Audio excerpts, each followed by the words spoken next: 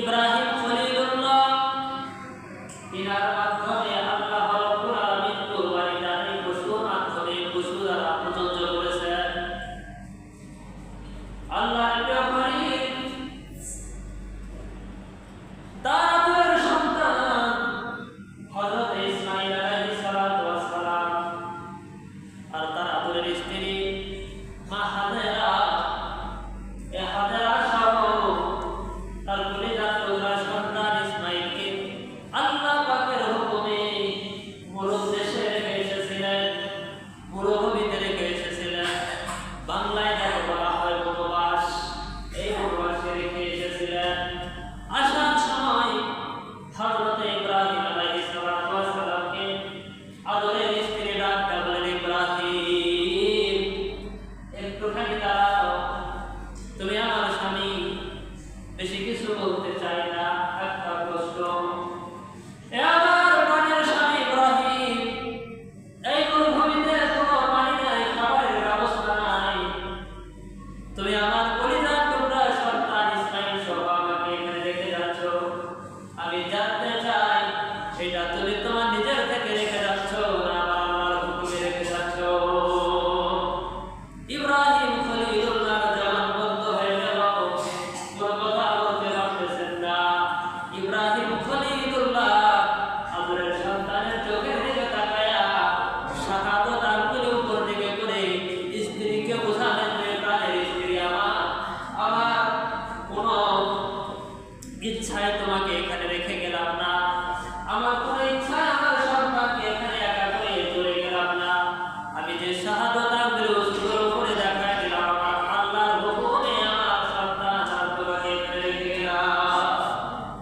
সুবহানাল্লাহ। মা হাজেরা ডাক দেয়া বলে, প্রাণের স্বামী আমার আল্লাহর হুকুমে যদি এখানে আমাকে রেখে যাও কোনো সমস্যা নাই। যে আল্লাহ হুকুম করেছে তোমাকে তোমার স্ত্রী সহ সন্তানকে এখানে রেখে যেতে, ওই আল্লাহ রাব্বুল আলামিন তোমার স্ত্রী আর তোমার সন্তানকে হেফাজতের জিম্মা নিয়ে নিবে।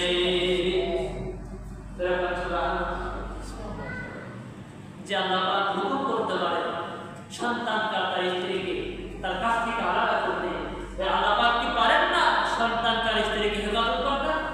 কথা বলেন, পারেন না? দীর্ঘ 12 বছর চলে গেছে, 12 বছরের ভিতরে কোনো একটা স্ত্রী আর সন্তানের খবর দেন নাই। 12 বছর পরে রাত্রিবেলাতে ঘুমের ঘরে স্বপ্ন দেখে ইব্রাহিম কুরবানি দেয়। আবার পরে রাত্রিবেলাতে আল্লাহ রাব্বুল আলামিন ইব্রাহিমকে ডাকতে বলেন, ইব্রাহিম কুরবানি দে। আবার তিনি পরের দিন কুরবানি দেয়। তৃতীয় দিনের বেলা রাত যখন ঘনিয়ে এসেছে, ইব্রাহিমের চোখের মধ্যে যখন ঘুম চলে এসেছে, ইব্রাহিমকে আবার আমার মাওলা আমার রব্বে কারীম ডাকতে বলেন, ইব্রাহিম কুরবানি দে। তৃতীয় দিনের বেলা আর কুরবানি দেয় না। ঘুমের ঘরে ইব্রাহিম আলাইহিস সালাতু ওয়াস সালাম আল্লাহ রাব্বুল আলামিনকে ডাকতে বলেন, না আমি ইব্রাহিম শুধু কুরবানি দেই আর আপনি বলেন কুরবানি হয় নাই, কুরবানি দেই।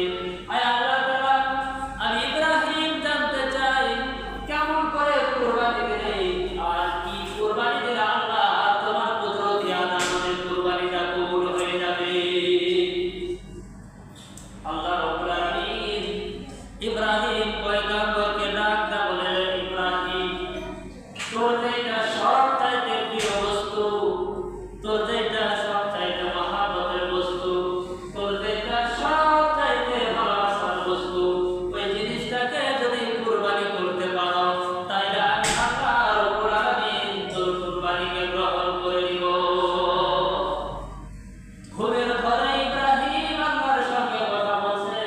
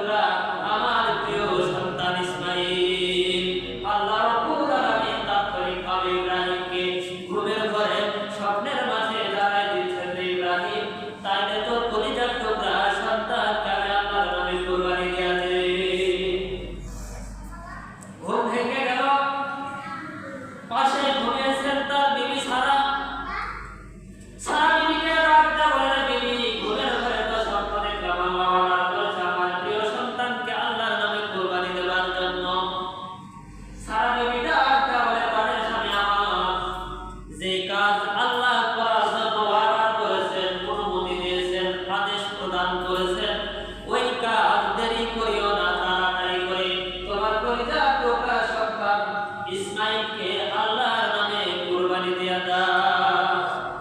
এখানে একটা শিক্ষা আছে বন্ধুরা আমার। এই শিক্ষা হচ্ছে, যেহেতু নিজের মা নয়, সারা বিবি কিন্তু ইসমাইলকে পেটে ধরে নাই, সারা বিবি কিন্তু ইসমাইলকে জন্ম দেন নাই। ইসমাইলকে পেটে ধরেছেন তার মা হাজেরা। ইসমাইলকে পেটে ধরে তার মা কষ্টের পর কষ্ট সাধন করে জন্ম দিয়েছেন মা হাজেরা। যেহেতু নিজের সন্তান নয়, সেহেতু সন্তানের প্রতি তার ভালোবাসা অত গভীর নয়।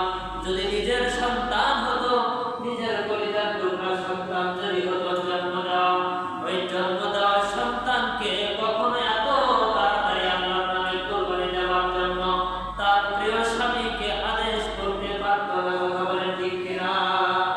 জীবন দিয়ে দিত, স্বামীর সংসার ছেড়ে বাবার বাড়ি চলে যেত, তারপরেও কখনো কলিজার টুকরা সন্তানকে স্বামীর হাতে তুলে দিত না আল্লাহর নামে কুরবানি দেওয়ার জন্য। কথা বলেন ঠিক কিনা? সারা বিবি কথা যখন প্রকাশ করে দিল, একবার দুবার করে হাঁটি হাঁটি করে মক্কা নগরীতে যখন চলে গেছে 12টা বছর পর, 12 বছর পর গিয়া তাদের সন্তানের নাম ধরে ডাক দিয়েছে বাবা ইসমাইল। কথা যদি বুঝে থাকেন আওয়াজটা, আপনজনের কণ্ঠ পৃথিবীর কেউ না বুঝতে পারলে আপনজনেরা বসে। কথা বলে ঠিক কিনা? হযরতে ইব্রাহিম পয়গম্বর যখন তার কলিজার টুকরা সন্তানকে ইসমাইল বলে ডাক দিয়েছেন, তার আদরের বেবি মা হাজেরা তার কণ্ঠটা বুঝে ফেলেছে, তার কণ্ঠটা চিনে ফেলেছে। খুশি হয়ে তাড়াতাড়ি করে ঘর থেকে বের হয়ে আল্লাহর পয়গম্বর খলিলের সামনে দাঁড়িয়ে গেলেন। ডাকটা বলে, মানে স্বামী আমার, 12টা বছর পর আপনি আমার কাছে আসলেন, সন্তানকে ডাক দিচ্ছেন কেন? কি হয়েছে তোমার? একটু বসে আরাম করে, তারপরে তোমার সন্তান কোথায় গেছে আমি ডাকে দিচ্ছি। হযরতে খলিলুল্লাহ ইব্রাহিম পয়গম্বর ডাকটা বলে, বেবি এখানে আমি বসতে আসি না, এখানে আমি আরাম করতে আসি না, আমার সন্তান কোথায় ডেকে দাও, আমার সন্তানকে নিয়ে বিরাট বড় ধনী বন্ধুর বাড়িতে দাওয়াত খাইতে যাব। মা তখনই মনে করেছেন সত্য ঘটনা। 12 বছর পর যখন আমার স্বামী এসে আমাকে বলছে তার বিরাট বড় ধনী বন্ধুর বাড়িতে দাওয়াত খাবার জন্য তার সন্তানকে দিবে, তাড়াতাড়ি করে সন্তানকে ডেকে বসে আদর সন্না লাগাই দিয়া বাবার হাতের সঙ্গে হাতটা লাগাই দিয়েছেন। যখন ইব্রাহিম পয়গম্বর তার সন্তানকে নিয়ে যখন সামনের দিকে রওনা হলেন, পিছন থেকে তার দিকে ডাক দিয়েছেন যে আমার স্বামী একটু দাঁড়াও, তোমার সন্তানকে নিয়ে যাবে, যাও, তোমার বাধা দিব বলে আমার স্বামী। তবে তোমার বন্ধুর বাড়িতে দাওয়াত খাওয়ার পরে আর কোথাও দেরি করবো না, সন্ধ্যা লাগার আগে আগে ইব্রাহিম আমার সন্তানকে আমার বুকে ফিরাইয়া দিও। কেননা ইব্রাহিম আমার সন্তানকে যদি আমার কাছে না রাখতেন, তাহলে একাকী 12টা বছর এই মরুভূমিতে আমার পক্ষে থাকা সম্ভব হতো না। ইব্রাহিম কোনো কথা বলে না, সামনের দিকে চলছে। সন্তানকে ডাকতে বলে, এ সন্তান, তোকে আমি আমার বিরাট বড় ধনী বন্ধুর বাড়িতে নিয়ে যাচ্ছি দাওয়াত খাওয়ার জন্য, তোর মনে কি আনন্দ? সন্তান ডাকতে বলে, বাবা এই দুনিয়ার ভিতরে যদি কেউ তাদের বাবা সঙ্গে করে নিয়ে কোনো আত্মীয়র বাড়িতে যায়, তার মধ্যে অবশ্যই খুশি হয়, তার তো আনন্দ হয়। তবে আজকে আমার সবচাইতে খুশি, বহুদিন পরে আমি আমার বাবার সঙ্গে বাবার বন্ধুর বাড়িতে দাওয়াত খাওয়ার জন্য যাচ্ছি। মরুভূমির এলাকা পথ চলতে চলতে সেই পর্বতের সামনে গিয়া উল্টা যখন থামায় দিয়েছেন, মিনা পর্বতের সামনে গিয়া যখন দাঁড়িয়েছেন, কলিজার টুকরা সন্তান ডাকতে বলে, বাবা এত মরুভূমি কোনো লোকজন নাই, এখানে কোথায় তোমার বন্ধুর বাড়ি, কোথায় আমরা দাওয়াত খাবো? ইব্রাহিম পয়গম্বর ডাকতে বলে, সন্তান তুই কি মনে করেছিস আমি তোর মায়ের কাছে মিথ্যা কথা বলেছি? ইব্রাহিম ইব্রাহিম বলে, আমার সন্তান, তুই কি মনে করেছিস আমি তোর মায়ের কাছে মিথ্যা কথা বলেছি? ইসমাইল ডাক দিয়ে বলে, আব্বা, তোমাকে আমি দুই কারণে চিনি। প্রথম নম্বর কারণ, তুমি আল্লাহর পয়গম্বর। আল্লাহর পয়গম্বররা কোনদিন মিথ্যা কথা বলে না। সুবহানাল্লাহ। দ্বিতীয় নম্বর, তুমি আমার বাবা। পৃথিবীর কোনো বাবা তার সন্তানের সাথে প্রতারণা করতে পারে না। আমাকে যখন আমার মায়ের কাছ থেকে নিয়ে এসেছো, তখন আমি আমার মনের সাথে মিলিয়ে নিয়েছি। এতদিন পর যখন আমার বাবা আমাকে নিয়ে যাচ্ছে, অবশ্যই কোনো একটা দামি বন্ধুর বাড়িতে নিচ্ছে, সেখানে গেলে অবশ্যই কোনো না কোনো ভালো একটা খাবারের ব্যবস্থা আছে। আল্লাহর পয়গম্বর ইসমাঈলকে ডাক বলে, বাবা, ঘটনা এরকম না, ঘটনা হলো এইরকম। আমি ঘুমের ঘরে স্বপ্ন দেখেছি, আমার আল্লাহ রাব্বুল আলামিন আমার সন্তান তার মানে ইসমাঈলকে আল্লাহ রাব্বুল আলামিন কুরবানি করার জন্য অর্ডার করেছে। দেখেন পিতা পুত্র তাদের মধ্যে কেমন আল্লাহর ভয়, আল্লাহর ভালোবাসা। বাবা ইব্রাহিম সন্তান ইসমাঈলকে যখন বলেছে, আল্লাহর পক্ষ থেকে তোমাকে কুরবানি করব বলে এখানে নিয়ে এসেছি, ছোট্ট সন্তান ইব্রাহিম পয়গম্বরকে ডাক দিয়ে বলে, আব্বা, আমার আল্লাহ রাব্বুল আলামিন যদি আমাকে কুরবানি করার জন্য অর্ডার করেন, তাহলে আর সময় নষ্ট করার কোনো দরকার নাই। আমি ইসমাঈল রেডি আছি আল্লাহর নামে কুরবানি হওয়ার জন্য, যদি আমার আল্লাহ আমাকে কুরবানি নিয়ে খুশি হয়। ছোট্ট সন্তানের মধ্যে কি তাকওয়া দেখে। আল্লাহ রাব্বুল আলামিন ডাক দিয়ে বলে, সন্তান, তোকে আমি কুরবানি দেব, তুই রেডি হ। সন্তান ডাক দিয়ে বলে, আব্বা, আমি কুরবানি হওয়ার জন্য তৈরি আছি, তবে দুইটা শর্ত। প্রথম নম্বর শর্ত হলো, আমাকে যখন কুরবানি দিবে, আমার গলায় যখন আপনি চাকু চালায় দেবেন, আব্বা গো, তখন আপনার চক্ষুটা রুমাল দিয়ে বেঁধে নেবেন। বলে, কেন রে সন্তান, আমার চক্ষু আমি কেন বেঁধে দিব? ইসমাঈল ছোট্ট মানুষ, ডাক দিয়ে বলে, আব্বা, আপনি না আমার বাবা, আর আমি তোমার সন্তান।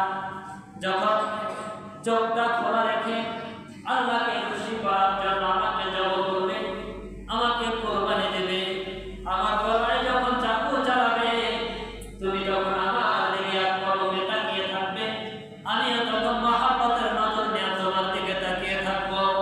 তোমার আমার দুইটা চোখের যখন মিল হয়ে যাবে, তোমার আমার অন্তরের মধ্যে মহব্বত পয়দা হবে, ভালোবাসা পয়দা হবে।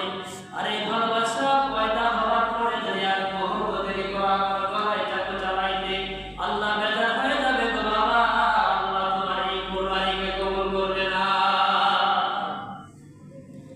দ্বিতীয় নম্বর কারণ, হে আমার আব্বা, আপনি যখন আমাকে কুরবানি দেবেন, আপনি যখন আমার গলার মধ্যে চাকু চালাই দেবেন, তখন আমার মুখটাকে মাটির দিকে উপুড় করে দেবে। বলে, কেন?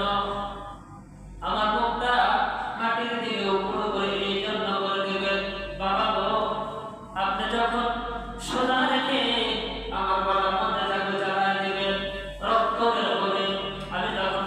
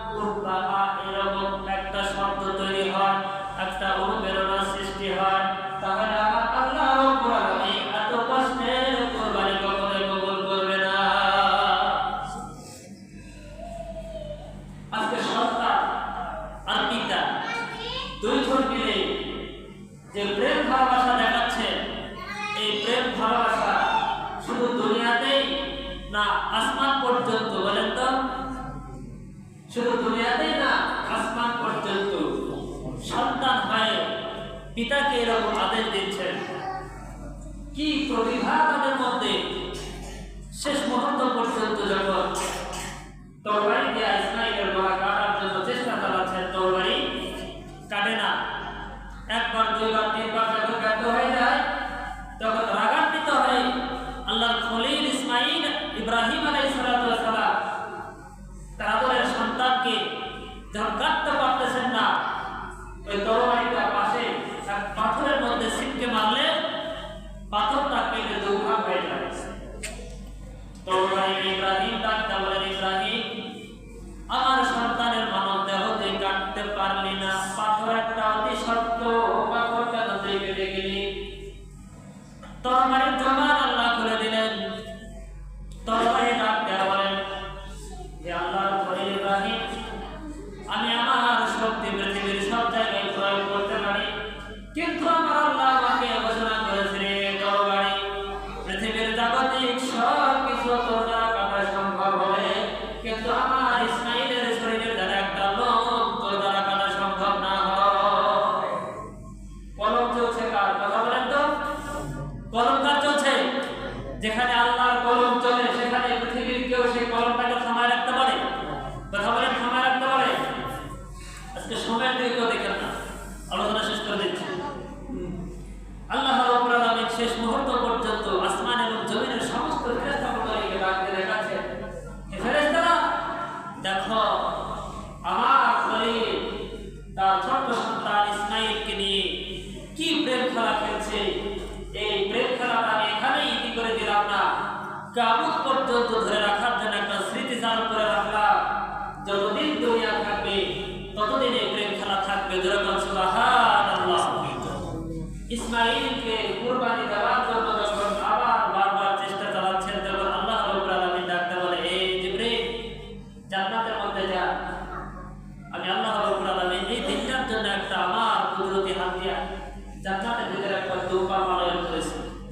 এই দুব্বাটাকে নিয়ে গিয়ে ইসমাইলকে ডাকতে উঠাইয়া ইসমাইলের জায়গায় শোয়া দাও, আর ইসমাইলের পরিবর্তে এই দুব্বাটা যাতে কুরবানি হয় সেই ব্যবস্থা করে নাও। এবার যখন ইব্রাহিম চাকু চালাই দিয়েছে, গরম রক্ত হাতে যখন স্পর্শ হয়েছে, গরম রক্ত যখন হাতের মধ্যে ছোঁয়া লেগেছে, তখন ইব্রাহিম ডাকতে বলে, আল্লাহ, আমার কুরবানি কি কবুল হলো? আল্লাহ ডাকতে বলে, ইব্রাহিম, তোর কুরবানি কবুল হয়েছে। চক্ষুটা খুলে যখন জমিনের দিকে তাকায় দেখে, ডান পাশে জিবরিল আমিন দাঁড়ানো, বাম পাশে তার সন্তান। জমিনের মধ্যে জব করা একটা জানোয়ার পড়ে আছে, একটা পশু পড়ে আছে।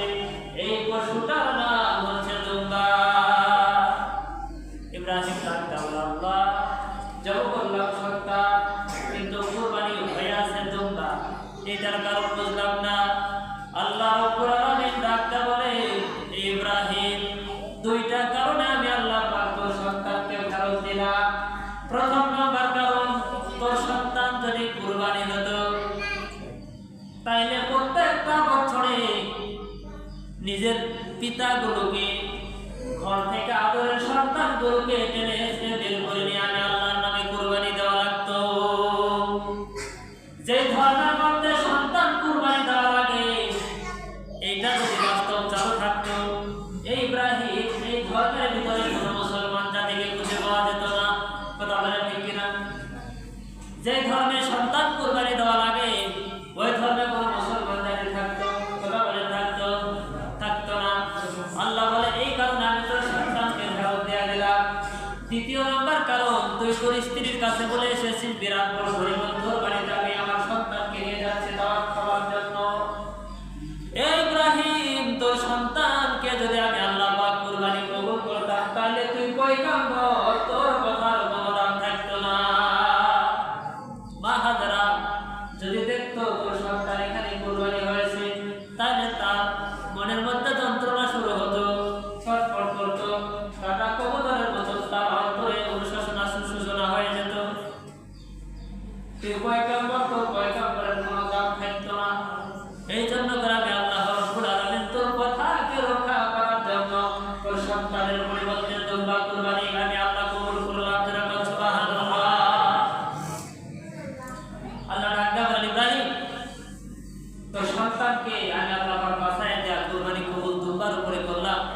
এই দুম্বাটা তুই তো রশি দিয়ে বেঁধে ঘোড়ার পিঠে করে নিয়ে তুই তোর বাড়িতে চলে যা। তুই নিজে খাবি, তোর আহার পরিবারকে খাওয়াবি, বন্ধু বান্ধবীকে দিবি, পাশে গরিব অসহায়দেরকে দিবি, আর বলবি আজকে খুশির দিন, আজকে ঈদের দিন। আজকে কিসের দিন? খুশির দিন, ঈদের দিন। আজকে আমরা সেই ঈদের দিনে তো কুরবানি জব করে কথা বলে, ঠিক কিনা? কুরবানি জব করার সাথে সাথে আপনারা আমার জীবনের সমস্ত অহংকার, দম্ভ যা আছে, হিংসা, সমস্ত কিছু আমরা ধুয়ে মুছে পরিষ্কার করে কুরবানি দিতে পারি। আল্লাহ পাকের তৌফিক দান সবার দান করে, সকলে আল্লাহ আমিন।